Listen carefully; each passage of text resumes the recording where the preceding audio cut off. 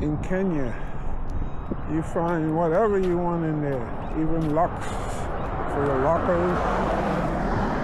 You name it, they got it. So I think my suggestion is they ought to rewrite those instructions, so people don't load up themselves unnecessarily to bring stuff. I was telling my African friend that I met in Uganda, I told her, look, I wish I had known you before. I would have saved myself trouble buying a lot of stuff that's unnecessary. They give the impression that in Africa it's like over 100 years ago.